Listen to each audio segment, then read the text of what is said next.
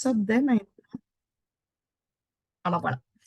Alors, merci beaucoup, Annie, de la présentation. Je m'appelle Marie-Ève Routier, comme on l'a dit, et je suis agente de recherche et de planification à la Faculté des études supérieures et postdoctorales. Donc, je vais présenter un peu le programme d'aujourd'hui. Est-ce que vous voyez bien la présentation? Parfait. Alors, la présentation d'aujourd'hui s'adresse vraiment, comme on le dit plus tôt, là, aux étudiants et étudiantes qui se questionnent sur les cycles supérieurs. Donc, on veut vous questionner là, si vous souhaitez poursuivre une maîtrise ou un doctorat et vous vous demandez si c'est pour vous. Donc, dans le webinaire, on va vraiment tenter de vous de faire le tour de 3 questions, explorer ces 3 questions-là avec vous. Tout d'abord, qu'est-ce que les études supérieures? Deuxièmement, est-ce que c'est pour vous? Est-ce que c'est pour moi? Et troisième question, comment s'y prendre? Finalement, à la fin, pour vous servir à source d'inspiration, on va accueillir avec nous 2 étudiants qui sont déjà à la maîtrise, qui vont partager avec nous et échanger sur leur réalité et leur expérience là, au cycle supérieur. Donc voilà le programme d'aujourd'hui. Laissez-moi une minute que je replace ma présentation. Et puis, voilà. Donc, je passe à la première diapo. Qu'est-ce que les études supérieures? Le système universitaire comporte en fait 3 cycles d'études. Donc, quand on parle des cycles supérieurs, on va parler du 2e et du 3e cycle. Donc, comme vous voyez dans le tableau ici, les études de premier cycle, c'est ce qui réfère au certificat et au baccalauréat. Là, je parle ici, évidemment, du système universitaire québécois. Donc, quand on fait référence au cycle supérieur, c'est à partir du 2e et du 3e cycle. Donc, au premier cycle, il y a le certificat, le baccalauréat qui est une durée composée de 90 crédits, qui va être d'une durée moyenne d'environ 3 ans. Et au 2e cycle, là, ça va être composé du DESS, d'un microprogramme aussi, on va le voir plus tard, mais principalement de la maîtrise qui comporte 45 crédits, qui est d'une durée d'environ 2 à 3 ans. Et au 3e cycle, le diplôme, c'est le doctorat qui est composé de 90 crédits et qui dure, je vous dirais, généralement entre 4 à 5 ans, parfois plus, parfois moins. Les cycles supérieurs vont se différencier du premier cycle par l'expérience d'apprentissage, qui est évidemment bien différente de celle des études au premier cycle. En 3 points principaux, la formation, elle est plus avancée. Elle est plus avancée car c'est une formation qui va se baser sur la formation que vous avez déjà reçue au premier cycle.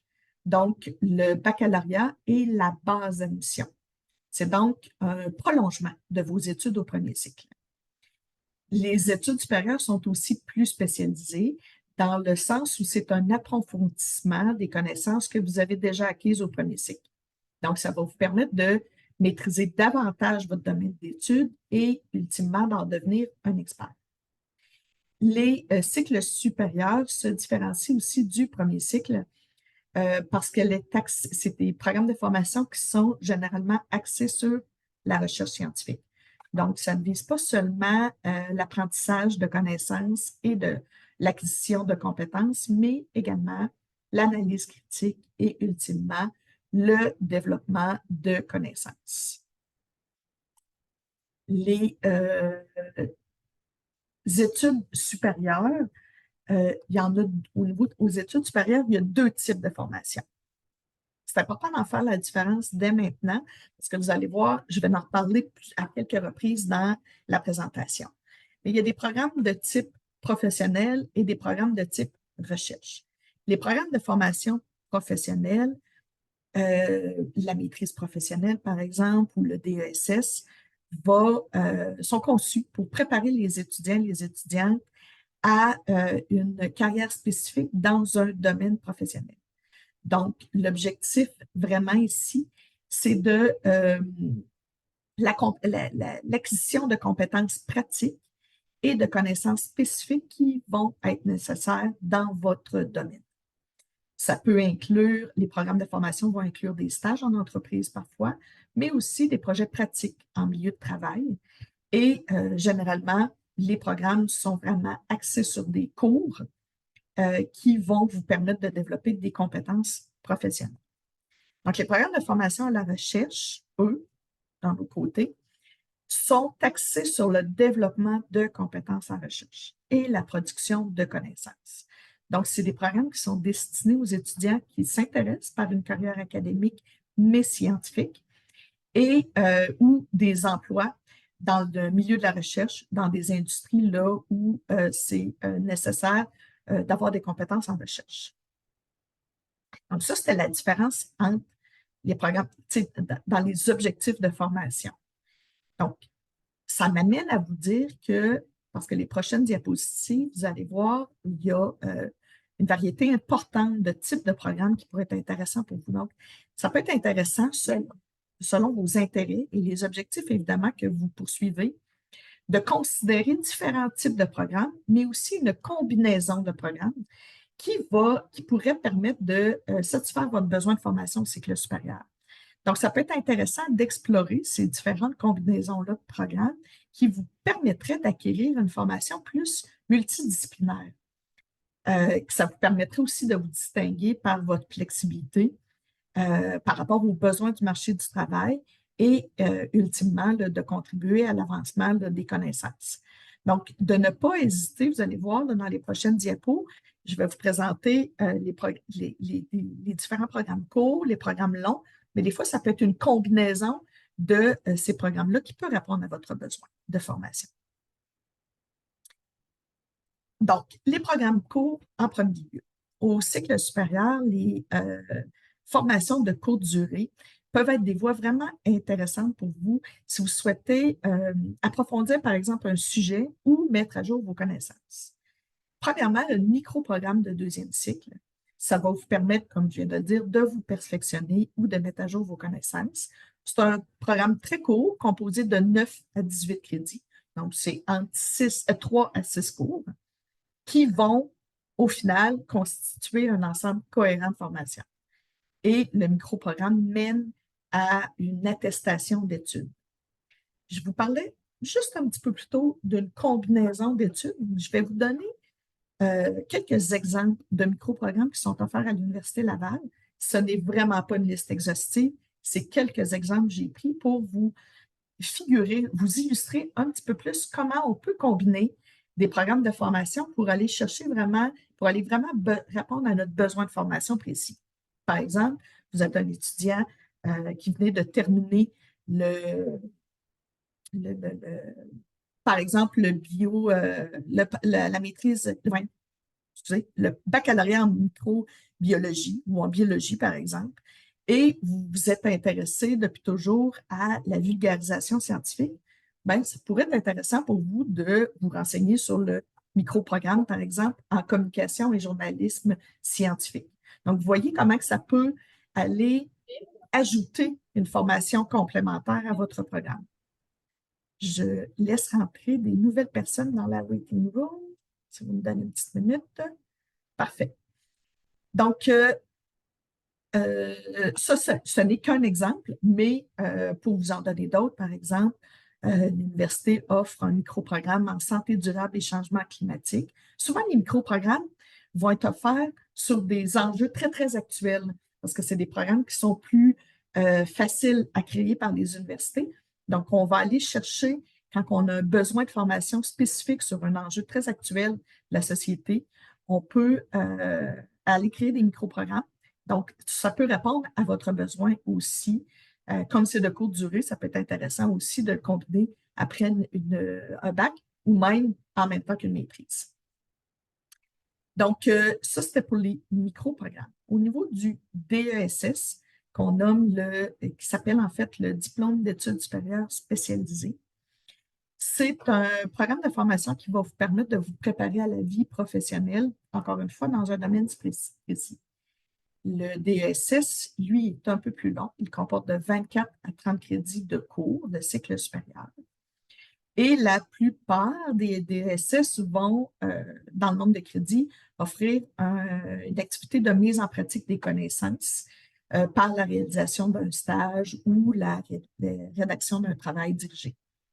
Je vous donne encore une fois quelques exemples de DESS qui sont offerts à l'université pour vous tenter de vous faire figurer un peu les types de sujets qui peuvent être abordés. Mais encore une fois, je vous invite vraiment à aller voir l'ensemble de la liste des programmes qui sont offerts. Mais par exemple, cet automne, l'Université Laval va, pardon, je vais peut-être fermer les micros. Donc, un nouveau programme de DESS en illustration scientifique, mais dans plein d'autres domaines aussi. Je pense aux étudiants en éducation qui viennent de terminer des études de premier cycle en éducation, pourraient être intéressés par le DESS sur les difficultés d'apprentissage et d'adaptation, ou bien des étudiants plus dans le domaine des sciences sur la question de l'intelligence artificielle.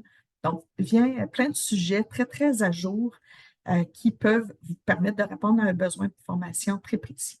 Donc, ça, c'est la particularité euh, des programmes courts. Je passe maintenant au programme diplômant, donc au deuxième cycle, la maîtrise, qui est un programme de grade. Il existe deux types de maîtrise. On a parlé plus tôt des programmes avec une finalité professionnelle et les programmes avec les finalités recherche. Donc là, c'est bien illustré au niveau de la maîtrise. Donc, il y a une maîtrise de type professionnel et une maîtrise de type recherche. Commencer par la maîtrise de type professionnel. C'est vraiment un programme d'études qui est axé sur la pratique. Ça va vous permettre de développer une expertise professionnelle et d'acquérir des compétences très pratiques et spécialisées dans votre domaine. Donc, la maîtrise professionnelle va vous offrir un cadre, vous aurez l'opportunité de mener les étapes d'une analyse ou d'une intervention en vue de proposer une solution à un problème particulier d'étude ou même de vous questionner sur les conditions d'exercice d'une profession. Donc, c'est vraiment très applicable au marché du travail. La maîtrise professionnelle, c'est composé essentiellement de cours à laquelle est incluant une activité d'intégration qui est supervisée, qui peut prendre différentes formes selon le programme, soit un essai, un projet de fin d'études, un projet d'intervention ou encore un stage. Tous les programmes de maîtrise, et la maîtrise professionnelle et la maîtrise recherche, vont comporter une activité terminale qui va prendre la rédaction d'un manuscrit, qui va prendre la forme de la rédaction d'un document. À la maîtrise professionnelle, ça va être soit l'essai ou un rapport de stage ou un rapport de fin d'études. Donc, ce document-là va démontrer que vous avez atteint les objectifs du programme de formation. La maîtrise recherche, quant à elle, souvent appelée à l'université la maîtrise avec mémoire, c'est un programme de formation qui est axé sur la recherche et sur la participation à la production de connaissances dans un domaine spécifique. Donc, la maîtrise recherche va vous permettre de vous pencher sur un sujet qui vous intéresse et d'en développer une connaissance approfondie.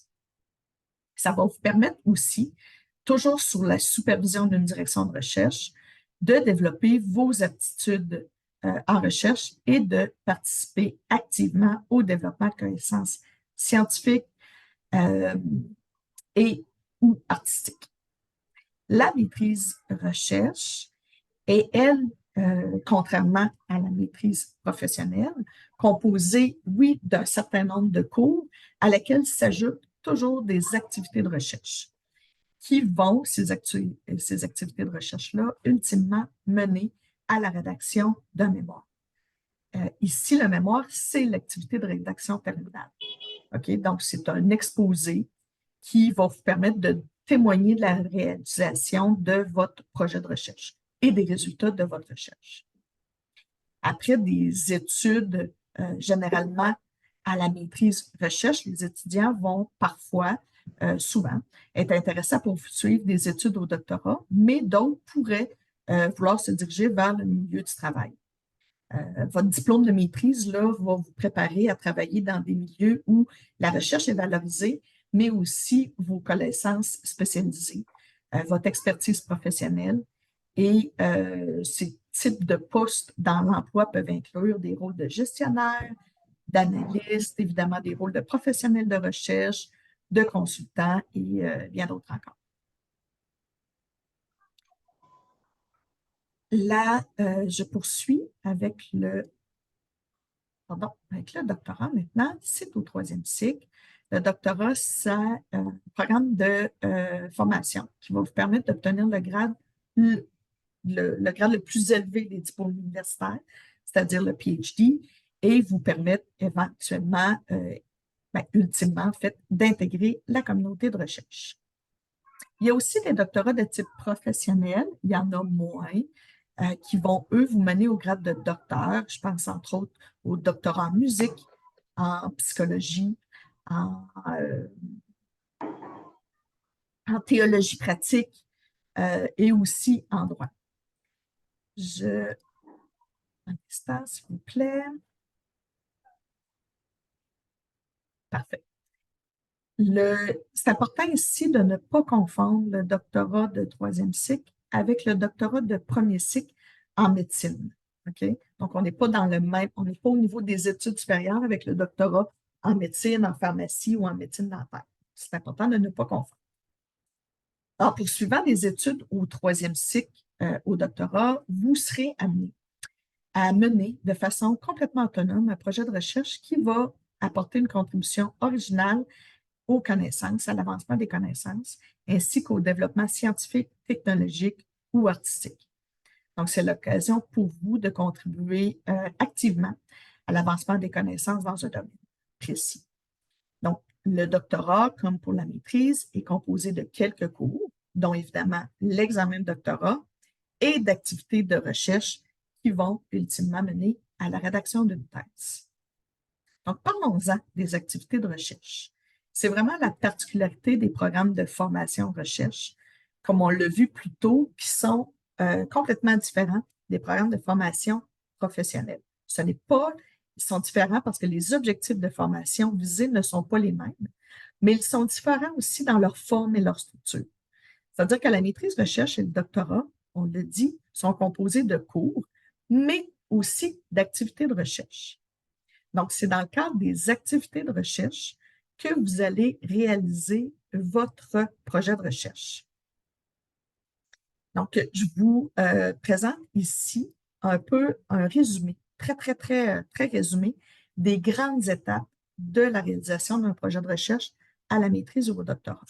Donc, là, évidemment, c'est vraiment une présentation des étapes qu'on a voulu de façon le plus chronologique possible, mais évidemment, la recherche ne se passe pas toujours comme on le souhaite.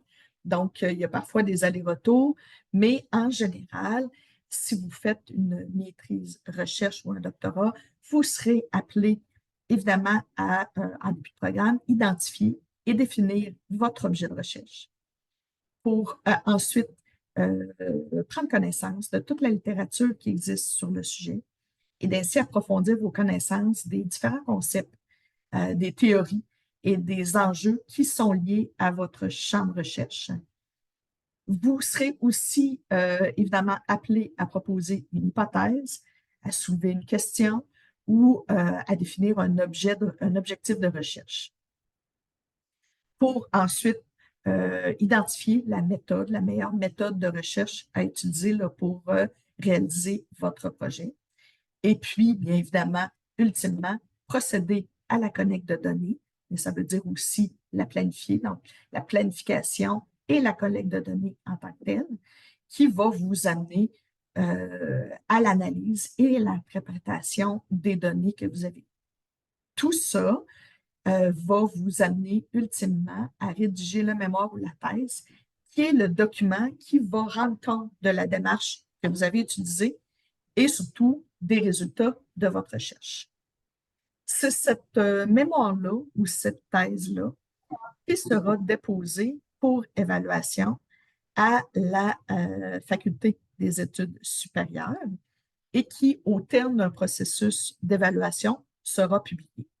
Donc, c'est vraiment l'objectif là, ultime d'une maîtrise recherche et d'un doctorat, ben, c'est la publication d'un mémoire ou d'une thèse. À cela va s'accompagner plein d'autres activités de recherche, plein d'autres types de publications aussi et de contributions. Mais en général, pour le mémoire ou la thèse, vous allez passer à travers ces différentes étapes-là. Ça me... Donc, ça met fin à la première partie qui était de vous présenter un peu plus l'univers des cycles supérieurs. Maintenant, est-ce que c'est pour vous? La question, les raisons pour lesquelles un étudiant pourrait vouloir souhaiter poursuivre ses études au doctorat ou à la maîtrise sont vraiment variées. Ils vont beaucoup dépendre de vos objectifs personnels et professionnels. Donc, je tente de les résumer ici, mais il y a beaucoup d'étudiants qui vont choisir de poursuivre un programme au cycle supérieur pour approfondir leur compréhension d'un domaine spécifique. Donc, pour approfondir un sujet qui vous intéresse particulièrement et d'acquérir une expertise plus avancée. Dans les programmes de formation à la recherche, vous allez être davantage autonome dans votre quête de savoir, dans votre quête de connaissances. Donc, vous aurez l'opportunité de définir vous-même votre sujet d'intérêt et d'élaborer vous-même votre projet de recherche. Tout ça, évidemment, en bénéficiant de l'appui et de l'encadrement d'une direction de recherche. La poursuite d'études au cycle supérieur, c'est aussi l'occasion de se spécialiser et d'explorer ultimement des compétences complémentaires. Alors oui, vous pourriez être intéressé à poursuivre au cycle supérieur pour développer davantage vos connaissances dans un domaine précis. Mais vous pourriez aussi être intéressé à explorer d'autres champs d'études pour acquérir des connaissances et des compétences complémentaires. Comme je l'ai dit plus tôt, ça peut être intéressant d'envisager une combinaison de programmes ou un ajout d'un micro-programme ou d'une formation courte après un baccalauréat. Je donne un autre exemple. Vous avez fait un baccalauréat en sciences politiques et vous vous intéressez à la question du journalisme. Donc, vous pourriez poursuivre une maîtrise en communication, par exemple, pour aller chercher des compétences complémentaires et multidisciplinaires et répondre à un besoin de formation plus personnel chez vous. La poursuite d'études au cycle supérieur, c'est aussi pour s'initier au milieu de la recherche et participer activement à l'avancement des connaissances. Donc, ça va vous permettre de vous initier et de contribuer au domaine de la recherche. Donc, vous aurez l'opportunité de collaborer avec une communauté de chercheurs et de chercheuses et d'acquérir des compétences avancées en recherche, et de participer à des projets de recherche qui ont un impact réel sur la société. Généralement, c'est une des raisons qui incite les étudiants à poursuivre des études dans un programme de formation à la recherche, cet intérêt-là pour le milieu de la recherche. Dans certains cas aussi, pour les programmes de formation professionnelle, la poursuite à la maîtrise peut être une exigence pour obtenir le diplôme pour entrer sur la profession. Donc, souvent, c'est exigé par les ordres professionnels. Et donc, l'obtention d'un diplôme de maîtrise ou de doctorat, c'est une exigence pour accéder à une profession. Mais aussi, certaines personnes peuvent vouloir changer de carrière ou cherchent à se positionner davantage dans le milieu de l'emploi ou voudraient avoir davantage de possibilités d'avancement. Donc, les connaissances et les compétences acquises dans un programme de formation d'études supérieures vont certainement représenter un avantage sur le marché du travail et offrir de meilleures opportunités professionnelles. Donc, ça, c'est quelques-unes des raisons qu'on entend souvent des étudiants pour poursuivre des études au cycle supérieur. Toutefois, dans la prise de décision de poursuivre vos études à la maîtrise ou au doctorat, ça représente quand même un investissement significatif en termes de temps, d'énergie et aussi d'argent. Donc, comment savoir si c'est réellement pour vous? Donc, on a tenté de cibler ici quelques pistes de réflexion pour vous aider à vous questionner et à préciser davantage vos objectifs et vos motivations réelles à entreprendre des études au cycle supérieur. Donc, vous pourriez vous poser quelques questions avant de vous engager dans votre projet d'études. Là, j'en ai soulevé quelques-unes ici, mais par exemple, euh, ça va être intéressant de vous demander pourquoi vous souhaitez entreprendre une maîtrise au doctorat. Qu'est-ce que c'est votre réelle motivation? Est-ce que vous avez une passion précise pour un domaine d'études? Et si oui, êtes-vous vraiment prêt à vous engager dans ce domaine précis-là pendant plusieurs années? Est-ce que vous avez le goût d'approfondir des connaissances spécifiques? Est-ce que vous avez le goût d'effectuer de la recherche de façon plus approfondie, plus soutenue? Ça va être intéressant aussi de vous questionner sur vos objectifs professionnels. OK? Donc, ultimement, quel type d'emploi vous aimeriez occuper après vos études? Est-ce que le diplôme de maîtrise ou de doctorat sont nécessaires pour occuper cet emploi-là? Et si oui, de quelle manière ça va vous aider à atteindre vos objectifs de carrière? Est-ce qu'il y a des programmes d'études qui correspondent plus à vos champs d'intérêt et à vos compétences que d'autres et qui vont vous amener à vous perfectionner? Est-ce que ça existe, ces programmes d'études-là? Ou est-ce que c'est un programme court ou un programme long qui est plus intéressant pour vous? Est-ce que vous avez envie de vous tourner vers un diplôme d'études supérieures ou encore un micro-programme qui pourrait être intéressant, qui pourrait répondre à votre besoin de formation?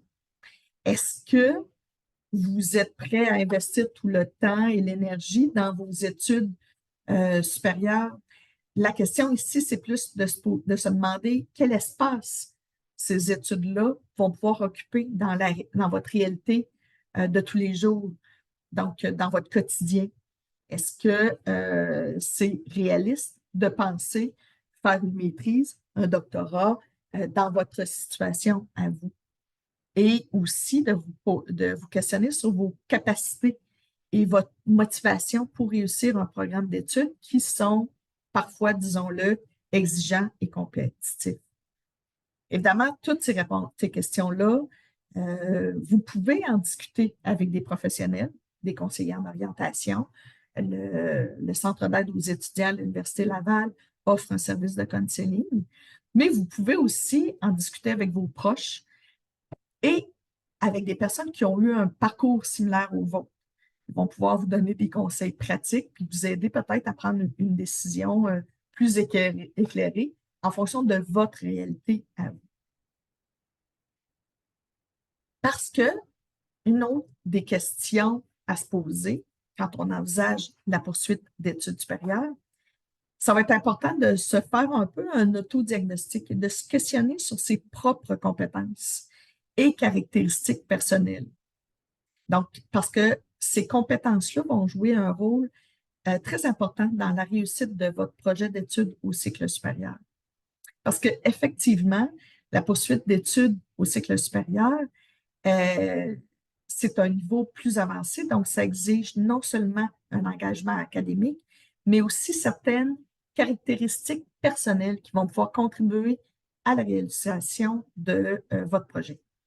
Donc, on parle ici de compétences clés pour la réussite des études au cycle supérieur. Donc, je nomme entre autres la pensée critique et analytique. La poursuite d'études à la maîtrise et au doctorat vont faire appel à votre capacité à analyser de manière critique des informations complexes, des arguments et des théories, mais aussi à formuler des idées originales. Donc, la pensée critique et analytique est importante. Mais aussi les compétences en communication. Pour réussir au cycle supérieur, ça va être essentiel. Et là, quand je parle des compétences en communication, je pense entre autres à la capacité à rédiger de manière claire et précise, la capacité à présenter efficacement des idées à l'oral. Vous aurez beaucoup de présentations orales à faire. À communiquer de manière constructive avec des collègues et vos professeurs. Donc, les études supérieures vont aussi vous amener à participer à des discussions académiques, mais aussi à présenter les résultats de votre recherche auprès de différents publics de manière scientifique, mais des fois plus vulgarisée. Donc, les compétences communicationnelles vont être très importantes. La compétence de la capacité de gestion du temps et d'organisation est aussi très importante parce que ça va vous aider à gérer efficacement votre temps. Parce que ça va, au cycle supérieur, ça va être très important d'être capable d'établir vos priorités, de respecter des échéanciers. Donc, c'est un milieu qui peut être parfois stressant, mais on veut aussi essayer de maintenir un équilibre entre vos études, vos recherches, vos travaux de recherche et vos différents engagements personnels, donc votre vie professionnelle et personnelle. Donc, les capacités de gérer le temps, le stress et votre sens de l'organisation vont être aussi très importants. L'autonomie et l'initiative sont aussi des compétences qui peuvent être très utiles dans la poursuite des études au cycle supérieur qui exigent un grand niveau d'autonomie et une motivation soutenue pour toutes vos études. Et tout ça, là, accompagné d'une solide discipline. Parce que l'environnement d'études au cycle supérieur est vraiment moins structuré et les échéanciers sont plus longs que ceux du premier cycle. Donc, la motivation va être importante, mais la capacité aussi d'être autonome par rapport à toute cette planification-là. Ça va être aussi très important. Le travail en équipe, dans la mesure où les programmes d'études supérieures sont conçus pour vous amener à collaborer et à travailler dans un environnement d'apprentissage où vous allez être amené à collaborer avec vos pairs, avec des collègues, avec vos professeurs. Donc, il va être important d'aimer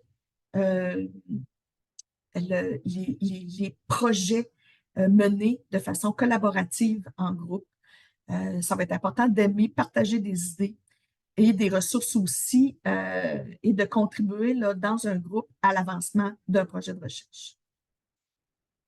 On parle aussi beaucoup au cycle supérieur de la capacité d'adaptation et la résilience, parce que les parcours d'études à la maîtrise et au doctorat sont parfois imprévisibles en raison de l'évolution des projets de recherche et parfois, souvent, on va faire face à des obstacles imprévus. Donc, pour réussir, ça prend une certaine tolérance, je vous dirais, à l'incertitude et une capacité à s'ajuster au changement de plan et à trouver des solutions alternatives pour surmonter là, ces obstacles-là avec résilience et aussi persévérance. Donc, ça, c'est un peu un résumé, je vous dirais, des compétences clés qui vont favoriser la poursuite des études et la réussite des études au cycle supérieur. Est-ce que c'est pour vous, on a tenté de répondre à cette question-là. Maintenant, on va rapidement vous présenter comment s'y prendre si vous avez envie de poursuivre des études au cycle supérieur. Donc, en premier lieu, la marche à suivre. Tout d'abord, on vous recommande vraiment d'entreprendre vos réflexions et vos démarches plus tôt que tard. Si on se rapporte à des étudiants de premier cycle, on pourrait dire généralement que la deuxième année du baccalauréat, c'est un bon moment pour entamer vos réflexions, pour initier là, vos questionnements et ultimement les démarches nécessaires qui vont être nécessaires en fait en vue de poursuivre vos études supérieures. Donc, en gros, on vous invite à explorer les différents programmes d'études. Ça va vous aider à, en fait, pour vous aider dans vos recherches, là, on vous conseille vraiment de prendre le temps, c'est les fiches de programmes, les descriptions de programmes officiels qui vont vous aider à comparer les différents programmes d'études. Donc, en consultant les descriptions de programmes, je vous invite vraiment à consulter, à lire les objectifs de formation, la structure du programme, les cours qui vont être proposés, quels sont les avantages du programme, quelles sont les perspectives d'emploi. Donc ça va vous aider à comparer les programmes entre eux et à voir si ça répond vraiment bien à votre besoin de formation. Évidemment, on vous conseille de vérifier l'exigence d'admission assez tôt dans le processus. Donc, ça va être important de rapidement vérifier c'est quoi les conditions pour être admise dans le programme d'études que vous souhaitez poursuivre. Est-ce qu'il y a une moyenne minimale qui est exigée? Est-ce que c'est un programme d'études qui est contingenté? C'est quoi le diplôme qui est requis pour être admis dans ce programme d'études-là? Et vérifier aussi quelles sont les exigences linguistiques. Est-ce que la connaissance du français est requise? La connaissance de l'anglais aussi parfois. Les programmes de formation à la recherche, eux, vont généralement imposer l'identification d'une directeur ou d'une directrice de recherche avant le dépôt de la demande d'admission. Donc, c'est aussi dans les exigences d'admission que vous allez retrouver cette information. On va y revenir plus tard sur le choix de la direction de recherche. Et ensuite, quand vous aurez vérifié, quand vous aurez exploré les différents programmes d'études, vous allez avoir vérifié les exigences d'admission, alors commencez à préparer votre dossier d'admission. Donc là, ça va être important de connaître les dates limites à respecter pour déposer votre dossier dans les temps, mais aussi aller vérifier l'ensemble des documents qui sont exigés. Ce n'est pas toujours les mêmes documents qui sont exigés en fonction du programme d'études que vous souhaitez poursuivre. Donc, dans certains cas, pour les programmes de formation à la recherche, vous allez devoir soumettre un avant-projet ou un résumé du projet de recherche qui vous intéresse. Et aussi, comme on l'a dit plus tôt, des fois, ça va vous prendre une confirmation écrite d'un professeur qui accepte d'agir à titre de directeur ou de directrice de recherche. Donc, pour préparer votre dossier à l'avance, allez consulter c'est quoi la date limite, mais aussi les pièces qui sont exigées. Ça va vous permettre de commencer à préparer votre dossier après avoir exploré là, les différentes options. Pour la question de la direction de recherche, qui est une question qui revient souvent parce que c'est généralement une exigence à l'admission pour les programmes de maîtrise, recherche ou de doctorat. Des fois, ce n'est pas requis au moment de l'admission, l'identification de la direction de recherche, mais ça va certainement venir au terme de la première ou deuxième session. Donc, c'est vraiment la définition du sujet de recherche et trouver sa direction de recherche est une des étapes très importantes dans la poursuite d'un programme de formation recherche. Donc, pour trouver, c'est une question qu'on se fait régulièrement poser. Voici quelques conseils que je vous donne pour trouver un professeur dont les intérêts de recherche correspondent aux vôtres. Vous allez devoir tout d'abord effectuer des recherches pour trouver tous les professeurs qui sont dans ce champ de recherche-là. Donc, renseignez-vous tout d'abord. Allez consulter la section dans les descriptions de programme dont j'ai parlé plus tôt. Quand vous allez avoir consulté toutes les exigences d'admission ainsi que la composition du dossier, allez consulter la section recherche dans la description de programme. Vous allez y trouver une liste des professeurs et des professeurs qui sont associés à cette discipline-là, ainsi que leur champ de recherche. Vous pouvez aussi vous renseigner sur le site web des facultés, des départements, mais aussi des regroupements de recherche et des centres de recherche rattachés à votre programme d'études. Vous allez trouver là l'ensemble des expertises des chercheurs de la faculté et des centres de recherche qui y sont rattachés. L'Université Laval vous propose aussi une plateforme qui s'appelle Projet et expertise de recherche. Cette plateforme-là va diffuser une liste des professeurs qui sont en recrutement actuellement sur des projets de recherche précis et qui cherchent à intégrer là, dans leur équipe des étudiants à la maîtrise avec mémoire ou au doctorat. Donc, une fois que vous avez fait votre recherche là, des différents professeurs dont les intérêts de recherche concordent aux vôtres, correspondent aux vôtres, c'est-à-dire et à votre projet de recherche que vous envisagez, vous devez maintenant prendre contact avec eux. Donc, c'est vraiment important de rappeler que c'est à l'étudiant d'initier les premiers contacts avec les membres du corps professionnel du corps professoral qui vous intéresse, qui est dans votre domaine de recherche. Donc, pour prendre contact avec eux, on vous invite tout d'abord à personnaliser vos approches. Vous évitez vraiment d'envoyer un seul courriel à l'ensemble des professeurs qui vous appellent, qui vous qui, qui sont dans votre domaine de recherche. Donc, prenez vraiment le temps de rédiger un courriel personnalisé qui va expliquer les raisons pour lesquelles vous souhaitez collaborer avec cette personne. Prenez soin d'inclure une brève description de votre projet et en expliquant et en justifiant comment vos intérêts de recherche et les leurs sont compatibles. On vous recommande aussi de limiter le nombre d'approches que vous allez faire. Donc, ne communiquez pas avec tous les professeurs dans votre discipline.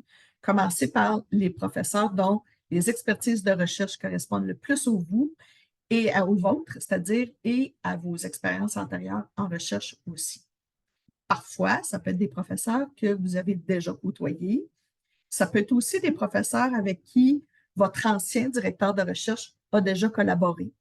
Donc, ça peut être intéressant d'en parler si vous êtes, par exemple, à la maîtrise actuellement et vous souhaitez poursuivre vos doctorats.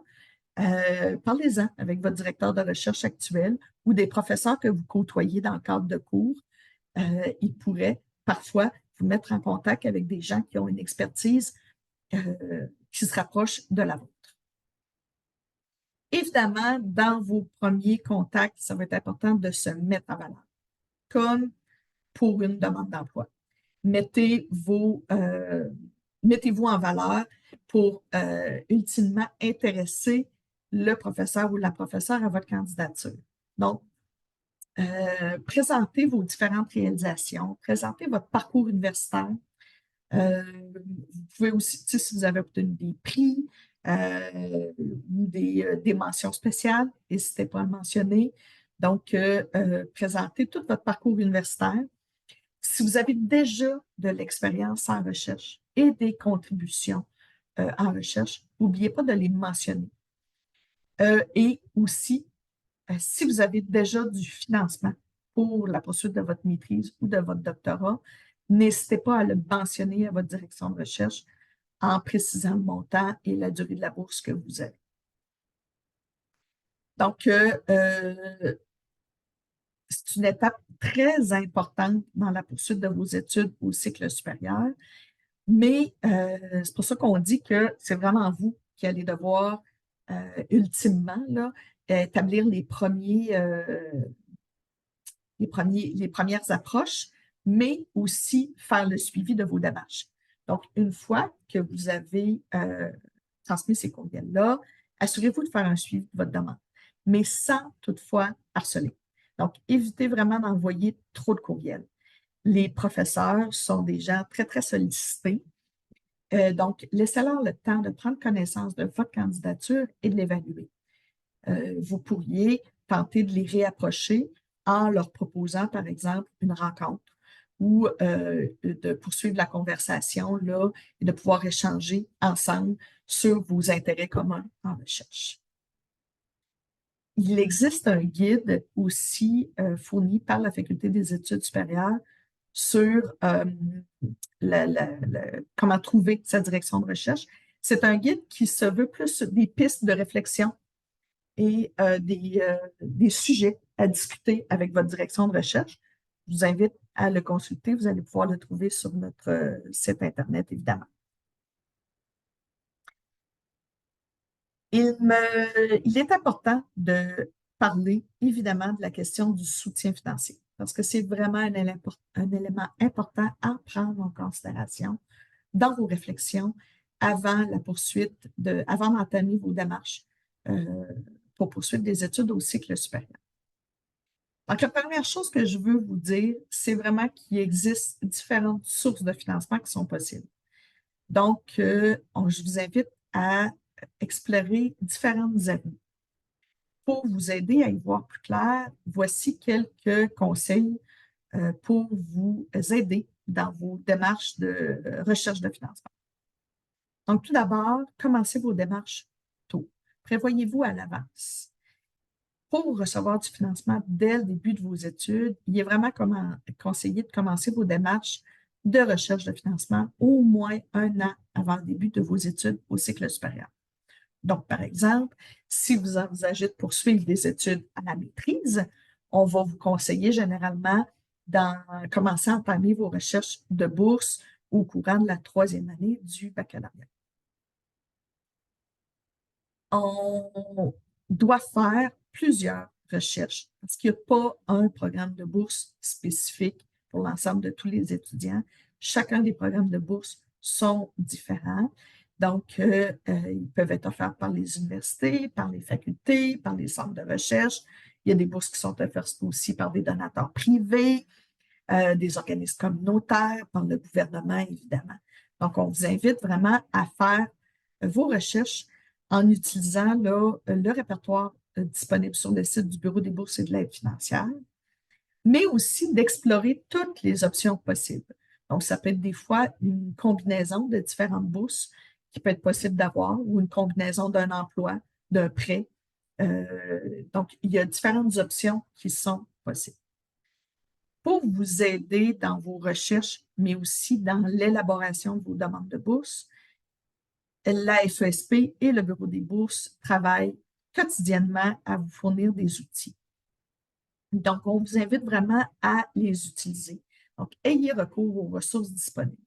En visitant la page Bourse et soutien financier disponible sur le site de la FESP, vous allez trouver vraiment un ensemble varié d'outils et de ressources qui sont mis à votre disposition. Là, on prend soin de nous, à la FESP, d'annoncer les différents programmes de bourse. On a aussi rédigé un guide pratique pour rédiger une demande de bourse. On offre aussi régulièrement des webinaires sur la question des bourses. On a aussi mis sur pied un programme de jumelage avec des étudiants qui sont en train de faire leur demande de bourse et des boursiers actuels. Donc, c'est un ensemble de ressources et d'outils qui sont mis à votre disposition et qu'on vous invite vraiment à utiliser. La FSP envoie 2 fois par session un infolette et l'ensemble de ces ressources-là et de ces outils vont être annoncés dans cette infolette-là. On vous invite aussi à discuter de la question du financement avec votre direction de recherche. C'est une discussion que vous devez avoir. Donc, prenez le temps de jaser avec votre direction de recherche des différentes possibilités de financement qui peuvent être offertes dans votre domaine d'études précis. C'est-à-dire que dans certaines disciplines, oui, le directeur ou la directrice de recherche peut vous offrir un appui financier pour participer, par exemple, à ces projets de recherche pour lesquels il reçoit une subvention, mais il peut aussi être au courant de différents programmes de bourse qui sont offerts par un centre de recherche ou des programmes de financement qui sont offerts dans un domaine d'études précis. Donc, n'hésitez pas à en discuter avec votre directeur de recherche.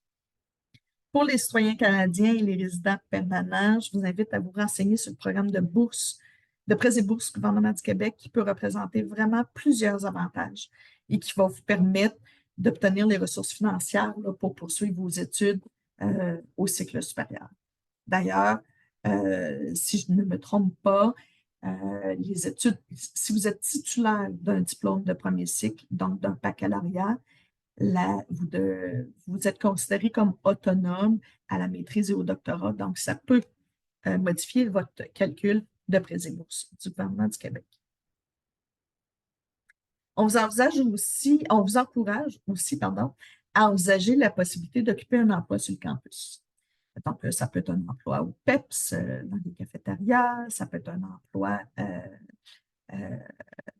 à travers les différents services de l'Université Laval, mais ça peut être aussi un emploi dans votre domaine d'études en tant qu'auxiliaire de recherche, mais aussi d'enseignement. Donc, renseignez-vous sur cette possibilité-là.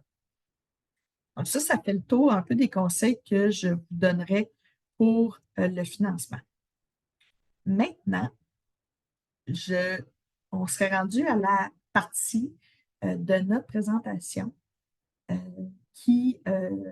on va recevoir 2 étudiants qui sont déjà à la maîtrise, qui vont venir partager avec nous leur réalité. Parce qu'on a pensé que, après vous avoir présenté ce qu'est l'univers des cycles supérieurs, quoi de mieux que d'en avoir un aperçu vraiment plus concret avec des étudiants qui sont déjà passés par là. Donc, j'invite Laurence et Jérémy. Est-ce que vos micros fonctionnent bien? Laurence, Allô tout le bonjour. monde. Jérémy, Allô? bonjour. Alors, Laurence est étudiante à la maîtrise en sciences de l'orientation. Jérémy est étudiant à la maîtrise recherche en sciences de l'orientation. Je ne me trompe pas, Jérémy, hein? J'ai un double profil recherche et professionnel. Bon, c'est encore mieux. Donc, Jérémy et Laurence sont avec nous aujourd'hui pour nous parler un peu de leur expérience au cycle supérieur. Donc, c'est des étudiants qui étaient au bac et qui sont maintenant rendus à la maîtrise. Je ne sais pas si vous voulez commencer peut-être par nous présenter un peu votre parcours. Et puis, après ça, bon, on va échanger vraiment là. Et si vous avez des questions, euh, je vous invite à les poser dans le chat. Si vous avez des questions pour Jérémy ou Laurence, vous pouvez les poser dans le chat. Puis, on va pouvoir échanger comme ça et partager par rapport à leur expérience à eux. Donc, Laurence ou Jérémy, je ne sais pas si vous voulez faire rapidement peut-être une présentation de votre cheminement. Non? Oui, moi, je peux commencer parce que c'est quand même un petit peu plus simple. En fait, bonjour à tous. Moi, c'est Laurence, je suis étudiante en maîtrise en orientation. En fait, moi, j'ai commencé par le bac. Fait que j'ai fait le bac en orientation qui durait 3 ans. Puis ensuite, maintenant, je suis à ma dernière session à la maîtrise professionnelle en sciences de l'orientation. Fait que, comme Marie-Ève a expliqué tout à l'heure, ben, ça nous permet d'accéder au titre professionnel de conseiller d'orientation. Puis, c'est ça, fait que j'ai quand même un parcours comme assez linéaire et peut-être que j'envisagerai justement poursuivre au 3e cycle avec ma maîtrise professionnelle, mais au 3e cycle en recherche. Donc, voilà. Super. Yes, merci Laurence. Bonjour tout le monde, enchanté.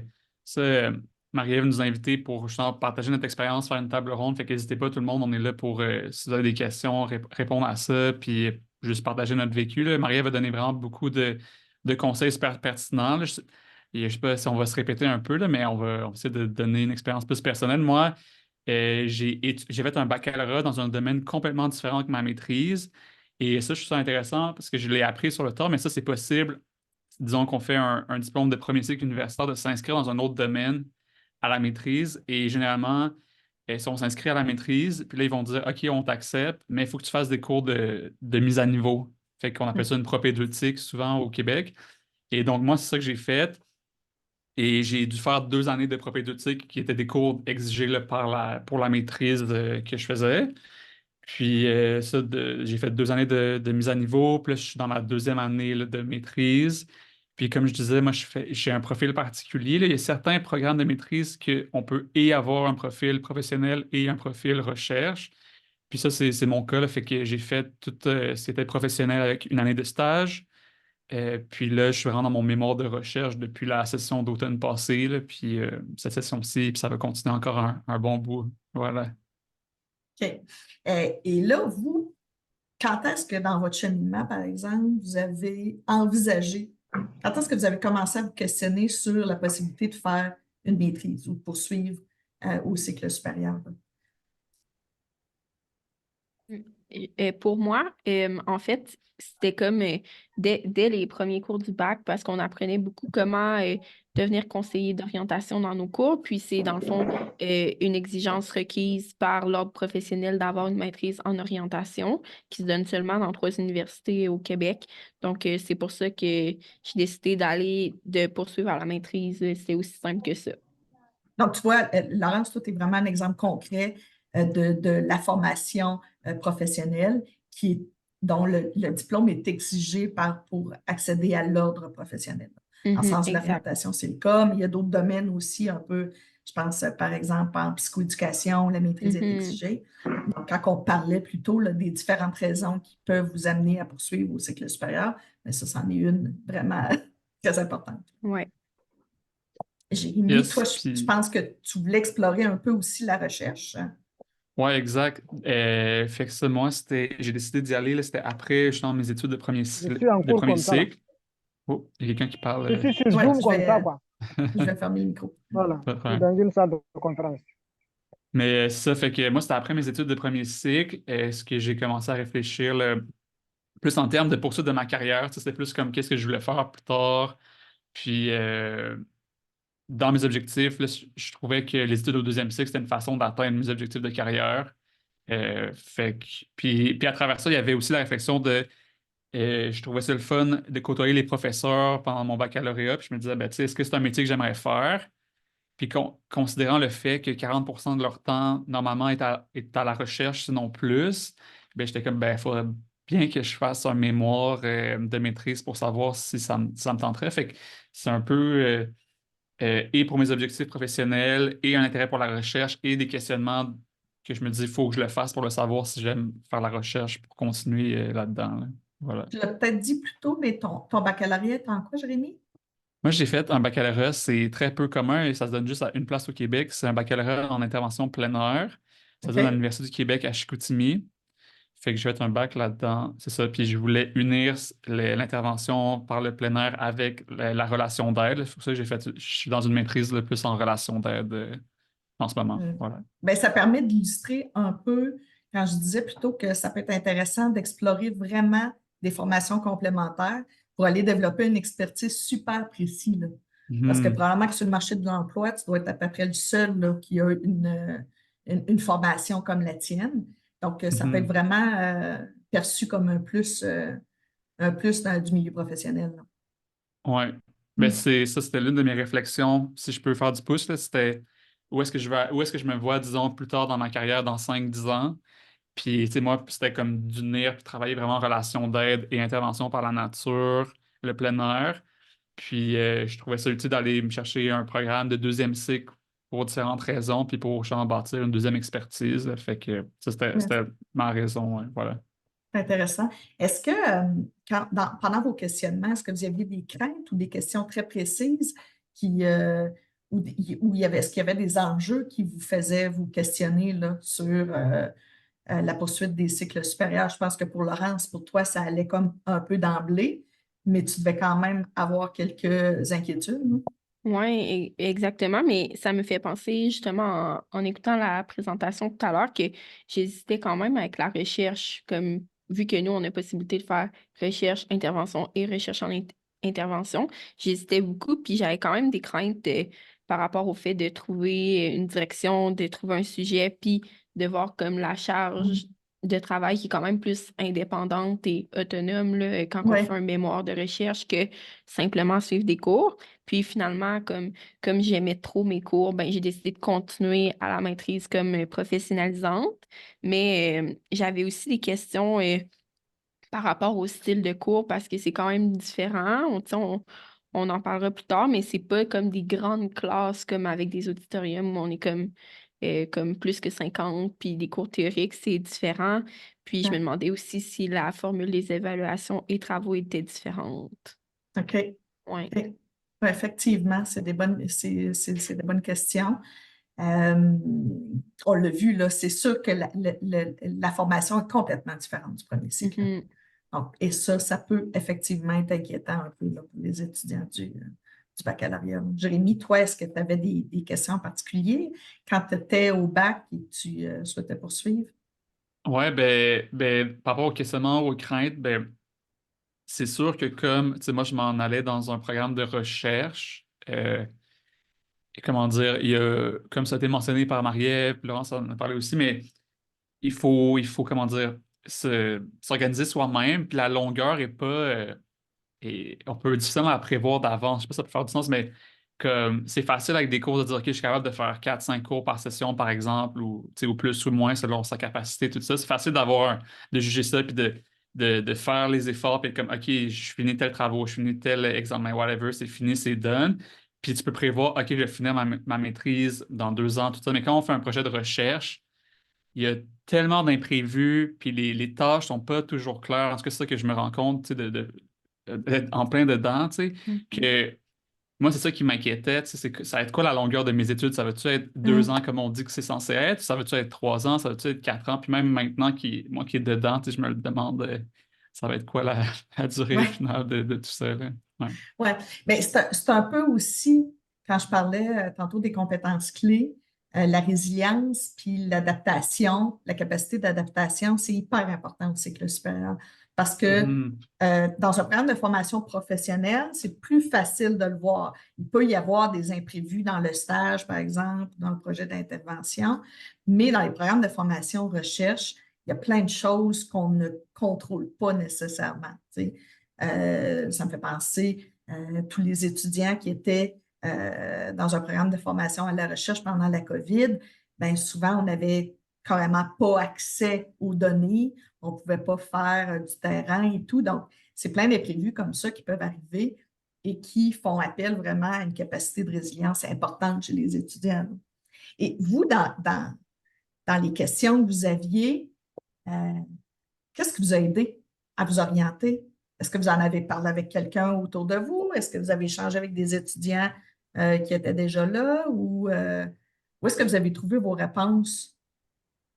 Euh, ben, pour ma part, l'intérêt, là, le fait d'aimer ses cours, le fait d'aimer aller à l'école, le fait aussi que j'aimais ça être impliquée comme dans la vie étudiante, ben, ça a contribué au fait que je poursuive comme au cycle supérieur, mais aussi, comme tu dis, l'appui de nos collègues. Puis sinon, tu sais, je pense que si on est proche de certains de nos professeurs ou chargés de cours, ben, on peut aller les questionner. Hey, toi, est-ce que tu as fait cette maîtrise-là? Est-ce que tu la conseille? Est-ce que tu me vois là-dedans? Tu sais, de OK. poser nos questions aussi à certains enseignants. Puis sinon, comme je l'ai dit, qu'est-ce qui m'a aidé aussi à prendre une décision, ben, c'était le titre professionnel de ce que je voulais faire plus tard, une fois sur le marché du travail. Puis finalement, j'ai quand même une grande curiosité intellectuelle. Fait que ça aussi, ça l'aide de vouloir poursuivre les études. Puis toi, Jérémy? Yes, merci. Mais qu'est-ce qui m'a aidé à prendre une décision? Mais moi, il y a plusieurs choses, là, mais je me remets dans le contexte de quand je me suis inscrit.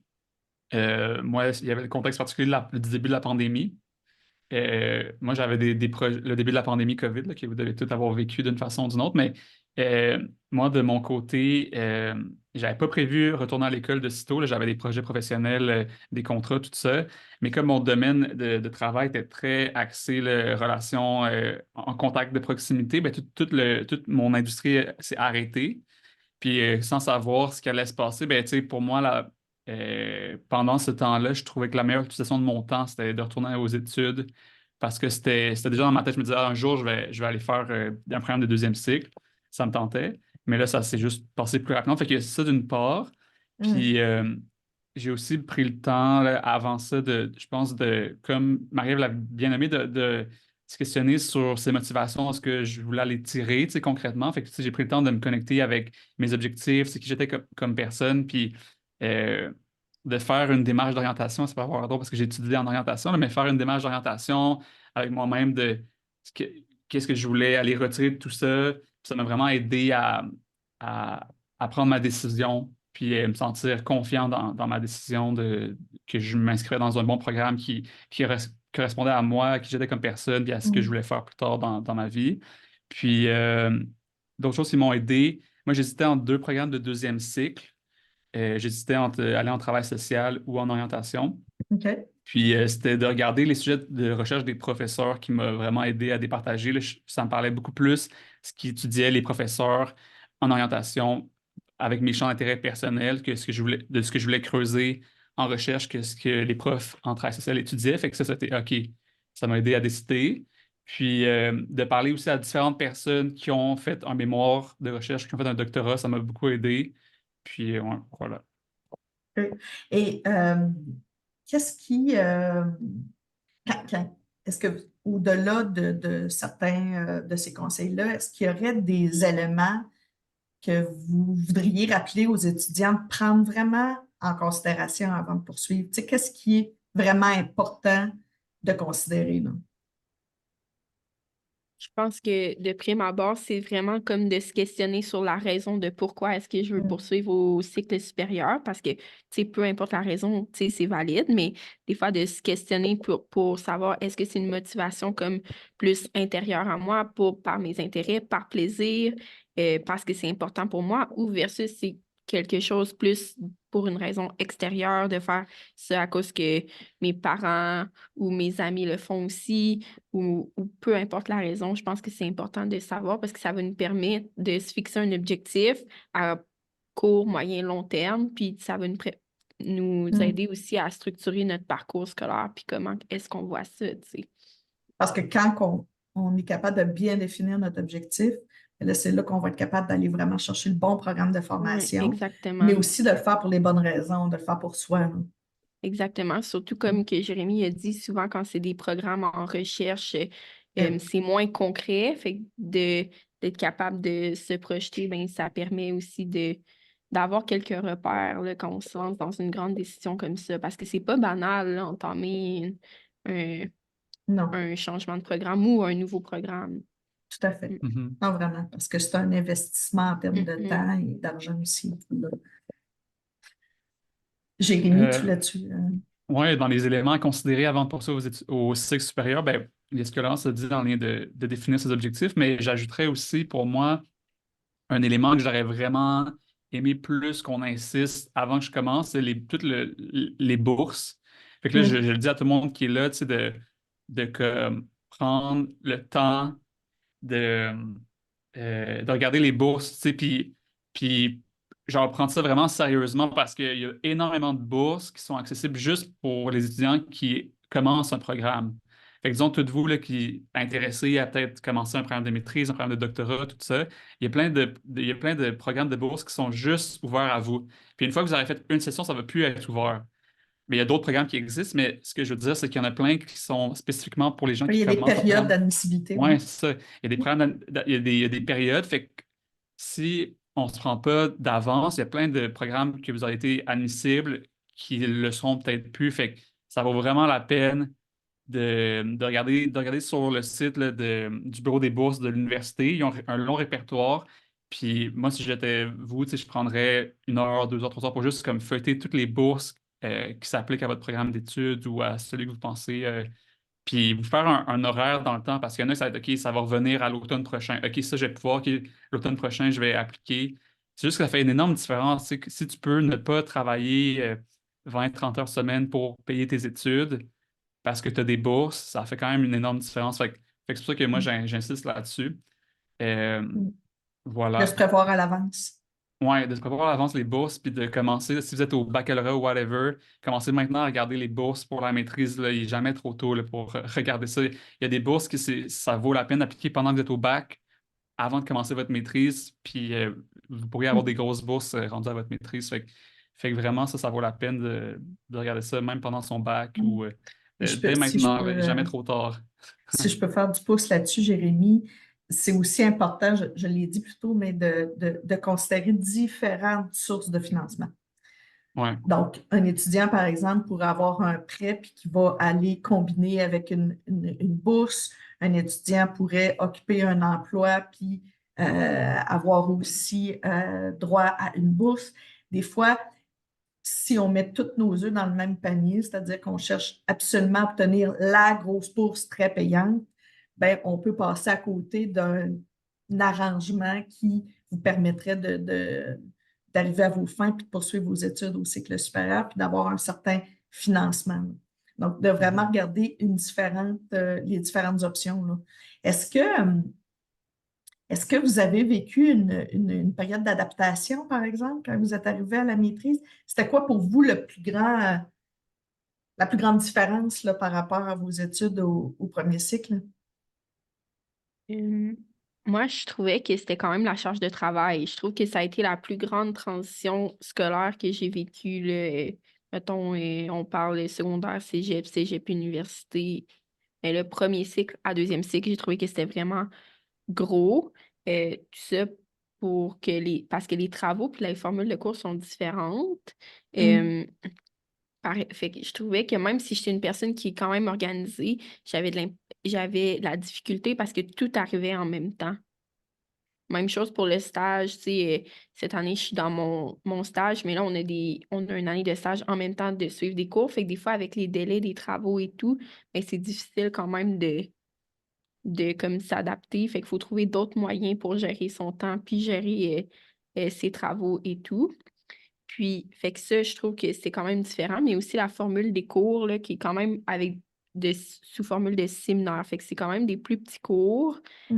Puis, on est invité vraiment à participer avec le professeur ou le chargé de cours. Fait que moi, comment je l'ai vécu, on lisait une lecture, ensuite, il nous demandait vraiment l'avis sur la lecture. Tu sais, c'est vraiment axé sur la pensée critique, puis la pratique réflexive de se projeter, OK, quand je vais être un futur professionnel, qu'est-ce que je dois mettre en place, quelles habiletés ou aptitudes j'ai, puis où que je dois développer. Fait Je que ça, comprends. c'était vraiment intéressant. Moi, je peux continuer aussi l'adaptation. Personnellement, quand j'ai commencé à faire des cours de deuxième cycle, des cours comme il faut faire un cours, c'est sûr qu'il y avait une plus grande charge de travail la plupart de ces cours-là, mais je trouvais que, somme toute, c'était pas trop différent parce que, bon, on suit des cours, des fois, c'est comme, il faut plus réfléchir, on est plus comme impliqué dans la création du savoir, je dirais. Mais moi, ça a vraiment été mon choc, c'était une fois de commencer mon mémoire. Là, genre, je trouvais que c'était tellement différent de tout ce que j'avais fait que ça me déstabilisait, là, puis ça me déstabilise des fois encore, là. Mais je trouve que c'est autant motivant parce que OK, on a un gros projet, parce que moi, c'est ce que j'aime euh, dans les études que j'ai faites, les autres cours que j'ai faits, c'est d'avoir un gros projet, tu sais, puis de s'intéresser à un sujet précis, puis de le mener à terme. Fait que là, ça, c'est vraiment ça, mais plus gros. Fait que c'est motivant. En même temps, c'est démoralisant des fois parce que ça a l'air tellement gros, puis c'est comme, OK, par où prendre ça parce que je ne l'ai jamais fait, tu sais, moi en tant qu'étudiant, tu sais, puis c'est là l'importance d'avoir une bonne direction qui peut te structurer, puis être comme, OK, ben Jérémy, la prochaine étape, ça serait ça, tu sais. Puis là, tu préfères ça comme ça. Fait que, ouais, ça fait que la difficulté de la structure, puis de se motiver soi-même, puis de se créer une rigueur de travail, euh, ouais, ça a clairement été déstabilisant, puis besoin Oui. d'adaptation. Mhm. Puis tu Puis, soulèves l'importance de la relation avec la direction de mhm. recherche aussi. Ouais. Parce que c'est vrai que les études supérieures, la responsabilité repose sur l'étudiant, mais c'est là où la direction de recherche joue son rôle d'encadrement, de structure, de supervision. Donc, Ouais. effectivement, l'importance de cette relation-là là, dans la réussite, là, effectivement, Mhm. c'est un enjeu. Est-ce Vraiment. que, est-ce que vous aimez ou est-ce que vous êtes content d'avoir poursuivi la maîtrise? Euh, Euh, Moi, je suis vraiment contente parce que je trouve que ça m'a vraiment permis d'être stimulée intellectuellement, tellement que genre, j'ai adoré mes cours. Puis ça, même en ayant une maîtrise qui est comme professionnelle, ben, j'ai développé un intérêt pour la recherche, puis que cet intérêt-là va probablement euh, se poursuivre jusqu'à des études au troisième cycle. Fait que ça, je suis quand même vraiment contente. Puis j'ai l'impression aussi que ça a vraiment développé notre esprit critique parce que là, on l'a pas dit, mais une différence, c'est que c'est moins du par cœur par rapport au baccalauréat, comme des Oui, examens plus théoriques. Tu sais, on apprend vraiment tu sais, on refait des apprentissages sur ce qu'on apprend sans comme cracher du par cœur, si je pouvais dire ça comme ça. exact. Fait que, tu sais, aussi comme les tu sais, que ça soit un mémoire, une thèse ou les stages ou les rapports de projet d'intervention, c'est aussi, on apprend aussi, là, on Oui. apprend à rédiger, on apprend à des savoir-être, des savoir-faire et des savoirs comme plus théoriques. Alors, tous ces facteurs-là, ça m'a vraiment fait aimer là, le deuxième cycle. Non, c'est bien. Puis moi, de ce que j'ai aimé, ben, comment dire, je dis que c'était déstabilisant tout ça, mais ce revers-là, il est quand même positif parce que pour moi, je suis le fun d'avoir une certaine liberté dans mon processus d'apprentissage. C'est versus des cours, c'est quand même très strict, on te dit c'est quoi que tu apprends, tout ça, mais là, la liberté de faire ça à ton rythme, puis aussi de t'intéresser à un sujet qui t'intéresse vraiment, ben, fait que, tu sais, ce que je trouve le fun du mémoire de recherche à la maîtrise, c'est comme faire un énorme travail mais genre sur tu sais, l'équivalent de 9 cours, disons, tout sur un sujet, disons, qui te parle vraiment. D'où l'importance de choisir un sujet qui te passionne, parce que c'est comme si tu faisais 9 discours de ta maîtrise juste sur le même sujet, tu creusais ça, puis tu faisais un travail de très longue Oui, haleine sur ce même sujet-là. Ouais. ouais, tout à fait. Ah, ça résume bien. Je pense que je vais vous proposer d'arrêter l'enregistrement. Il y avait aussi des Si, questions dans le chat, je ne sais pas si c'est tu voulais qu'on y ça. réponde. Si vous voulez rester avec nous, on va pouvoir répondre aux questions du chat. Mais avant, je vais fermer juste l'enregistrement de la présentation. Mais, On va tout rester ici, puis on va OK. pouvoir répondre aux questions. Mais Donc, Marie-Ève, oui. désolé, j'allais juste te proposer parce que je trouvais qu'il y avait des questions dans le chat. J'ai pas eu le temps de toutes les voir, mais j'en ai vu qui étaient super pertinentes, que je me dis qui Pour font la suite avec ce qu'on présentation. disait. Fait que je sais pas si on pourrait peut-être garder l'enregistrement. Tu sais, par exemple, ça parlait de direction de recherche, comment trouver cette direction de Oui. recherche. Je me OK. dis que ça pourrait être pertinent. Mais peut-être si les gens veulent parler ouvertement, puis ça les gêne, là, on pourrait arrêter. Là, mais si je me disais, Mais je on peut pense qu'il y avait des commencer par. questions effectivement d'ordre plus général là, qu'on pourrait Ouais. répondre en poursuivant l'enregistrement. Ce que je voyais, une des premières questions, c'était le passage de la maîtrise professionnelle vers le doctorat. Est-ce que c'est effectivement une option?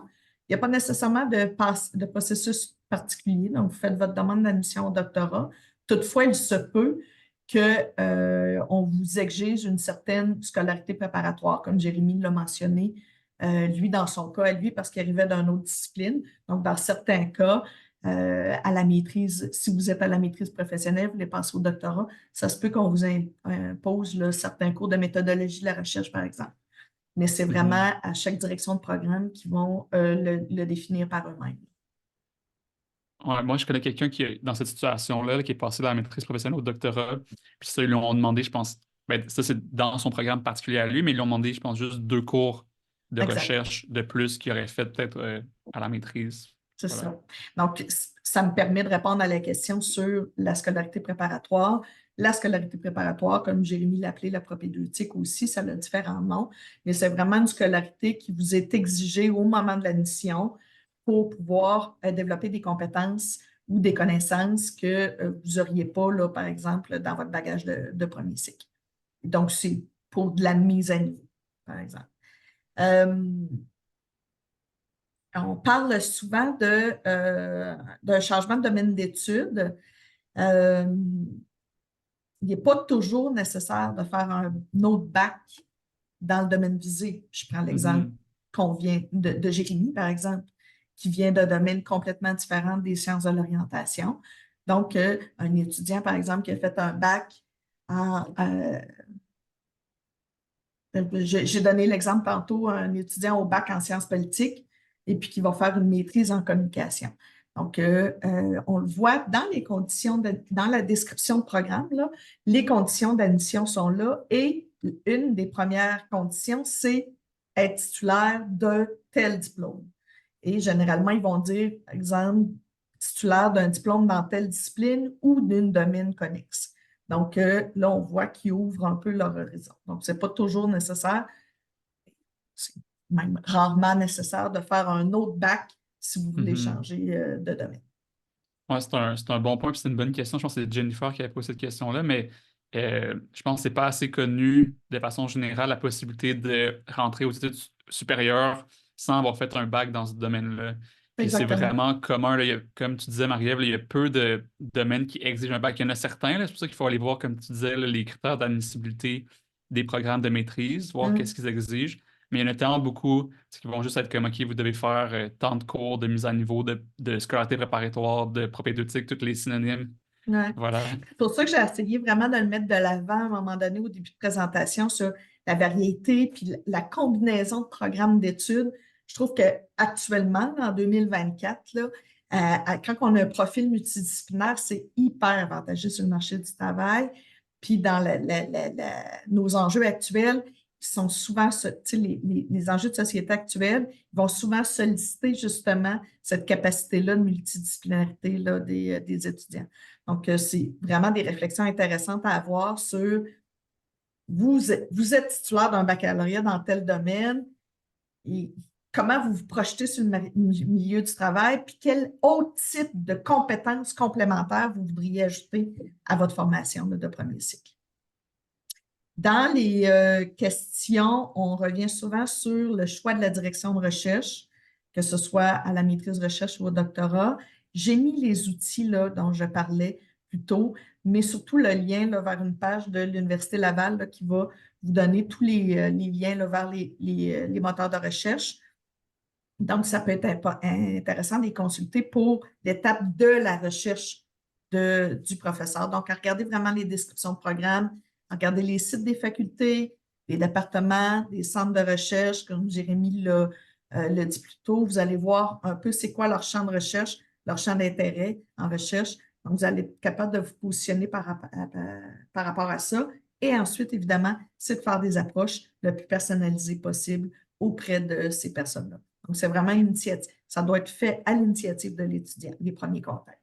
Je peux-tu ajouter là-dessus, Maria? Oui, bien Je me sûr. disais, je pourrais ajouter plus mon expérience personnelle de ce que moi je trouve important, là, parce que dans mon cas, je suis rentré en orientation, première session de scolarité préparatoire, il fallait déjà que j'aille choisi ma direction. Puis, tu sais, j'étais à temps plein, je manquais de temps, je ne connaissais pas tant de Au domaines. départ, à l'admission ou à la première session? À la première session, il fallait que OK. d'ici la fin de la première session, j'aille choisi. Puis moi, j'étais déstabilisé parce que je connaissais pas les profs, j'avais pas fait de cours dans ce domaine-là, tout ça. Fait que j'étais comme, oh my God. Fait que une des choses que j'aurais aimé, c'était peut-être prendre du temps de regarder tous les profs avant de commencer cette session-là. Fait que, tu sais, si vous êtes déjà dans la première session, puis il faut le faire, prenez le temps, puis ça va être correct. Mais si vous pouvez déjà commencer ce processus-là en amont, de regarder justement tous les profs qui sont proches de votre sujet de recherche, qui pourraient vous intéresser, travailler avec, regarder leur profil sur l'université. Puis après ça, que Maria vous a dit, tu sais, d'aller leur envoyer un message pour essayer de faire une rencontre. Je pense que c'est vraiment important de faire une rencontre un à un, style genre entrevue. Il faudrait préparer des entrevues, préparer une entrevue un peu, des questions à leur passé, comme si c'est eux qui passaient une entrevue, parce qu'il y a des choses que vous voulez savoir, tu sais, Oui, comme oui. vous, c'est quoi vos besoins? Est-ce que vous êtes quelqu'un qui a besoin de beaucoup de structure ou plus de liberté? Ça, vous allez pouvoir en jaser avec cette personne-là de son style de direction. Est-ce que c'est quelqu'un qui va être disponible à vous voir toutes les semaines ou plus pas vraiment parce qu'il est bien occupé, puis ça va peut-être au mois selon vos besoins, tu sais, je pense que, puis vraiment de voir en termes de fit humain, tu sais, de relations humaines, est-ce qu'il y a un fit, comme est-ce que juste on s'entend bien, on est capable de discuter, puis ça coule, ou est-ce que c'est comme un peu froid, puis ça vous parle pas, tu sais, plus humainement? Puis, ouais, je pense, au-delà des intérêts de recherche communs, je pense que c'est des genres de C'est questions à possible. se poser, puis à aller demander à la personne de face à face. Puis la dernière chose que je dirais, c'est de trouver des étudiants qui ont fait un mémoire ou un doctorat avec ce professeur-là, puis aller les trouver, puis de poser-leur des questions, parce que des fois, les professeurs peuvent montrer une image, puis c'est bien correct, mais peut-être des gens qui ont vraiment travaillé avec ces professeurs-là peuvent vous dire, ah, OK, il y a telle chose que dans le fond, fais attention à ça, ou tu sais, des étudiants vont pas avoir comme un point de vue extérieur, tu sais, puis vont pouvoir dire, ah oui, je te recommande vraiment cette personne-là, ou peut-être pas à cause de telle affaire, tu sais. Fait que ça, je pense, c'est un bon conseil, là, de trouver des gens qui ont travaillé avec ces professeurs-là, puis de leur poser vos questions. Oui, Jérémy, ça m'amène à reparler du guide qu'on a développé à la FSP sur comment trouver sa direction de recherche, qui n'est pas, c'est pas un guide informatif là, sur la démarche, c'est vraiment un guide qui amène des pistes de réflexion. Donc, on va vous poser des questions que vous voudriez peut-être poser à votre direction de recherche. Donc, des éléments à considérer quand vous allez communiquer avec eux. Donc, tu as parlé tantôt du type d'encadrement, du type de supervision qui est offert, mais aussi d'aborder la question de combien de fois on va se rencontrer, c'est quoi vos attentes, c'est quoi mes attentes, des questions comme ça qui est important de soulever. Je vous montre aussi, si je peux, je vais partager mon écran, mais je vais juste vous montrer cette page-là ici de l'Université Laval. Je le partage-tu? Non, c'est pas ce que... Excusez-moi, je pense que je ne partageais pas le bon. Ce que je veux vous... Voilà. Est-ce que vous voyez la page? Oui. Parfait. Donc, cette page-là ici, c'est disponible sur le site de l'Université Laval. Je l'ai mis dans le chat, le lien. Et puis ici, on va vous donner un peu les liens vers les différents endroits où aller faire votre recherche. Et après, on vous redit un peu ce que je vous ai dit, là, de personnaliser votre message et tout. Et on parle aussi Jérémy, tantôt, tu as dit d'aller consulter des étudiants qui ont déjà supervisé. Bien, on va effectivement conseiller aux étudiants de regarder les publications récentes d'étudiants à la maîtrise ou au doctorat de ce professeur-là. Donc, effectivement, c'est un bon conseil, Jérémy, que tu offres là. Donc, vous allez avoir un lien ici là, vers Corpus, qui est où tous les mémoires et les thèses de l'Université Laval sont diffusés. Donc, j'arrête cette publication-là. Je reviens aux questions. Puis, je fais tout de suite le saut parce qu'on a parlé de je reviens un petit peu en arrière. Jérémy, tu disais qu'il fallait que tu identifies ton directeur de recherche à la première session. Dans certains cas, ça va être une exigence au moment de l'admission, l'identification de la direction de recherche. Dans certains cas, comme toi, ça va être un petit peu plus, ça va être au terme de la première session. Mais dans tous les cas, ton conseil de se prendre tôt dans nos recherches pour la direction de programme, c'est toujours pertinent. Et là, ça m'amène à répondre à la question sur, souvent dans la demande d'admission, il faut déposer des fois un projet de recherche. Donc, ce n'est pas toujours exigé. Et il y a des gens qui ont demandé s'il y avait un canevas ou un modèle de débauche d'avant-projet ou de résumé d'un projet de recherche. À ma connaissance, je n'en ai pas pour la demande d'admission parce que chacun des programmes va vouloir des choses différentes. Fait qu'il faut vraiment se référer à la description de programme qui va vraiment préciser quels sont les documents qui sont exigés à l'admission. Puis, si ça ne répond pas à vos questions, vous pouvez demander des précisions directement auprès de la direction de programme sur qu'est-ce que doit inclure ce document. Je ne sais pas si ça vous aide. Puis par rapport à ça, moi, je voulais ajouter aussi que moi, je l'ai fait, là, je l'ai rencontré la direction de programme avant, comme pour préparer mon admission. Oui. Fait que, tu sais, c'est quand même des gens qui sont là pour vous aider puis pour vous accompagner dans votre démarche d'admission. Fait que si jamais, comme vous avez des questions, vous pouvez leur écrire directement. Sinon, ils pourront vous rencontrer. Moi, j'avais rencontré, puis elle m'avait tout bien expliqué qu'est-ce qu'on faisait avec une maîtrise professionnelle si on voulait aller en recherche ensuite. Non, exactement. Ça peut être intéressant. Je pense que ça faisait le tour beaucoup des questions. Est-ce que, Jérémy, Laurence, vous en aviez vu d'autres qui n'étaient pas répondues? Non, ça fait le tour, je pense. Bien, vraiment, là, merci d'avoir été avec nous aujourd'hui. C'était vraiment super pertinent. Ça permet d'avoir un regard plus concret sur ce qui est vraiment la réalité d'un étudiant au cycle supérieur puis du cheminement qui vous a amené là. Je pense que c'est plus parlant encore qu'une présentation très informative, là. Fait que ça nous permet de figurer un peu plus votre réalité. Merci beaucoup d'avoir été là, d'avoir accepté de partager ça avec nous. Et puis, ben, merci à tous les étudiants et les étudiantes qui étaient avec nous aussi. La présentation va être rediffusée sur le site de la Faculté des études supérieures et postdoctorales. Donc, vous allez pouvoir y accéder via notre site Internet avec l'ensemble des outils et des ressources dont j'ai parlé à différents moments dans la présentation. Alors, merci beaucoup d'avoir été là. J'arrête l'enregistrement maintenant.